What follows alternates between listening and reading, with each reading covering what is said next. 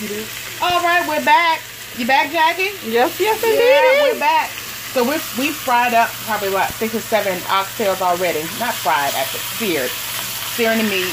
Just basically making sure that the seasonings are well coated to the meat and they're going to stay on there. And these same seasonings that we pre-season the meat with so that we could sear them, we're going to also add some more of those seasonings with a little bit of water in a bowl and then pour them over top. So don't worry about if your pan is scorching up a little bit because of the seasonings that are sticking down to the bottom. That's all going to add flavor to your meat. And we're going to add these last few in here. Okay.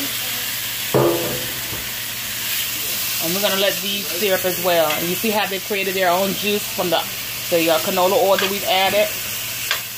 And because you use canola oil, it looks as if it's not burning as much, but yet still everything is just getting coated. The pan isn't overheating. Okay. If you use vegetable oil, that would happen. Okay. Yeah. So we're probably going to give these about 3 minutes here real quick.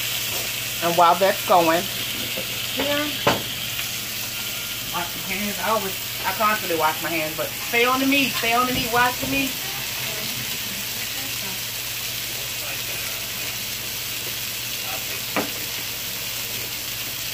Don't that look good, everybody? I know it does to me. I wish you can smell it. I wish we had smell-o-vision on the phone. We need to create that. Probably in about 2020, it probably will be. The way these phones going now. Yeah. $1,000 a piece, you should be able to smell and reach into the camera and just touch it, just reach at it. So if you don't have one of these pans, one of these metal pans that you usually use for warming food if you're catering, then you can also use a roaster. Okay. You know. Can you use one of the aluminum pans you buy at the dollar store or something like that? You can, but they don't hold heat as well. Okay. You know. Get you a nice good pan, nice good baking pan. I have some cast iron baking pans that my grandmother gave me. Maybe about 20 years ago when I first moved on my own. So, but get you a nice good baking pan because this type of meat takes it's very dense. Okay. Or people would say tough.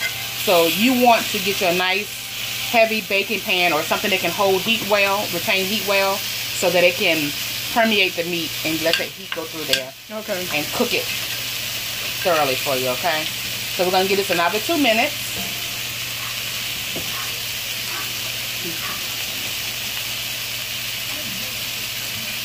I see you got some vegetables cut. Oh my goodness! I'm gonna bring them over. I can give me some ranch dip for these. Look at this right here. I can just get some ranch dip and go for it. So we have your red onion, some green pepper. That's I just used some scissors and I just cut it up. Some red bell pepper and some green onions. Do you have to use the red onions, or the red onions just add more flavor? I prefer red over the yellow. If that's what you're asking? Yeah. The red onion is a little more subtle than the green. Okay. Alright, let me turn this off. The red onion to me is a little more sweet. So a big yellow onion. You can. Okay. A Vidalia, if you want to use that one. Like a sweet onion? Yeah. Okay. But the red to me adds more color. It's more pretty. That's just me. I'm into color. Yeah, it's going to add color initially, but once it gets to cooking down and everything, you're not going to even know what color it is. Alright. I'm just making room. Alright. So, now we're going to toss our vegetables in on top. And I'm going to add some cilantro, fresh cilantro too. I had a little piece. So mix it around. And the reason why you don't dice them up as small, is like you would like for potato salad or whatever, is because as this takes a long time to cook, the vegetables are going to disappear. And they're not going to hold their consistency. They're going to disappear in the water if you dice them up. So it's going to pretty much wither down anyway. Yeah. So. Lots of cilantro. I just use scissors. It makes it a lot easier. And that's what I use too for the vegetables, to make sure, you know, you're not spending hours in here chopping up items. Because they don't have to be chopped so finely. Right. Okay. And the bowl that we had already seasoned our meat in before we put it in the pan. That's what I'm going to use. Okay. Real quick. So I'm just going to add maybe about a half a cup of water. So you can come over here if you want. And to that half a cup of water, we're going to add in some of the seasonings that we already had coated our meat with. Okay. So about 3 tablespoons of the Knorr chicken bouillon. Okay. Some smoked paprika. 2 tablespoons. Garlic powder. By seasoning the water, 3 tablespoons. it's doing what? It's actually helping to add more seasoning into the meat as it's cooking. Because as the meat is steaming, it's allowing the seasonings to go inside the meat. Okay. I'm going to add some of the total seasoning by Goya. Some more of your soy sauce. 3 teaspoons or 2 tablespoons. Worcestershire sauce, about another 3 teaspoons. Black pepper. And once again, for whoever may be just tuning in, she's not using normal table salt, and the reason is because all the seasonings that she's using, Ginger, has salt in it, and it's just adding more flavor. 2 teaspoons. Now, what do we use when we coated the meat? Oil. Oil. We used 2 topfuls, about a teaspoon before, but we're going to use 1 topful now, just a little. Alright.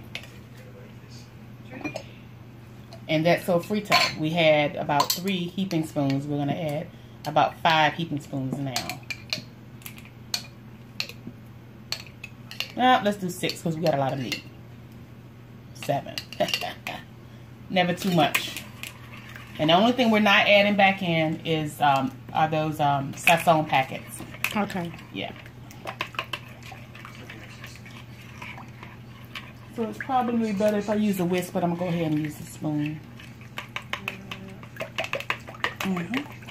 So we just want to get that well blended in.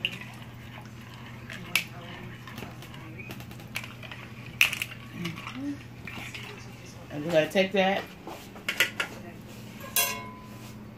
Doesn't it look good already? Yes, it does. Coat the meat. Okay. Now, we're going to let this cook for about an hour, and then we're going to add more water.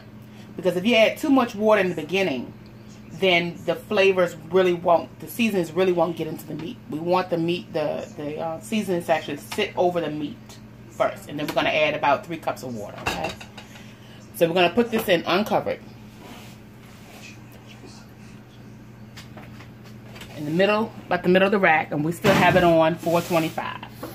And we'll see y'all in an hour.